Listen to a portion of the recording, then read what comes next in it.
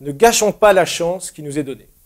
Nous venons de vivre sur la scène internationale un changement majeur, avec la fin de la politique initialisée par George Bush, puis continuée par Obama, Sarkozy et Hollande depuis le 11 septembre 2001. Une politique de changement de régime, une politique de guerre permanente et de balkanisation de l'ensemble du Moyen-Orient. Mais la propagande qui avait servi à lancer la guerre d'Afghanistan, d'Irak et de Libye ne fonctionne plus. Ainsi, l'Angleterre, les États-Unis et la France ont perdu la partie et nous avons échappé à une troisième guerre mondiale. Jacques Cheminade a d'ores et déjà publié un communiqué demandant à notre ministre des Affaires étrangères de tirer les conséquences de cet échec et de cette humiliation de notre pays, en lui demandant de donner sa démission, pour avoir rompu la diplomatie historique de la France, qui consiste à reconnaître les États et à ne pas s'immiscer dans leur politique intérieure. Ce communiqué a d'ores et déjà été distribué ce matin dans les rues de Paris, et vous pouvez le trouver sur notre site internet et le faire circuler massivement.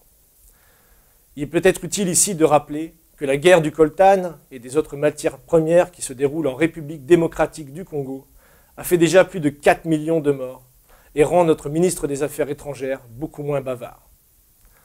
Alors certes, ce changement est majeur, mais fragile, et de simples accords politiques sur le désarmement chimique du régime de Bachar el-Assad ne suffiront pas.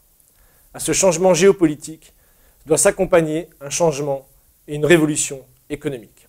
On doit changer notre façon de penser, changer celle de nos élites. Et on doit penser futur, futur, futur et futur encore.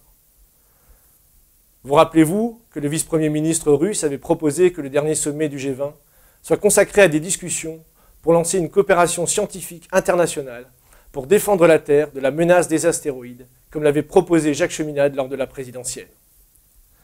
Saviez-vous que le 3 juillet dernier, l'Académie des sciences chinoise avait signé avec le Commissariat à l'énergie atomique de la France des accords pour le développement d'un laboratoire commun pour la recherche et le développement de la fusion thermonucléaire contrôlée.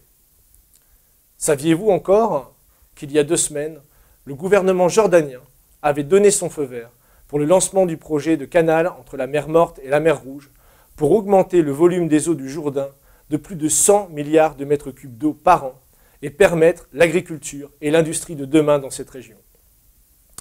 Déjà 2% de l'eau consommée dans le monde est produite par le dessalement de l'eau de mer et l'énergie nucléaire. Et ce sera 15 ou 20% demain. Et oui, les ressources ne s'épuisent pas, elles se créent. Quant à l'Afrique, elle attend toujours la fin de la France-Afrique et attend pour développer un projet continental de lignes à grande vitesse, revitaliser le lac Tchad, devenir autosuffisant alimentairement et bien d'autres projets encore. Voilà le futur que nous devons avoir. Voilà le futur que nous voulons devoir.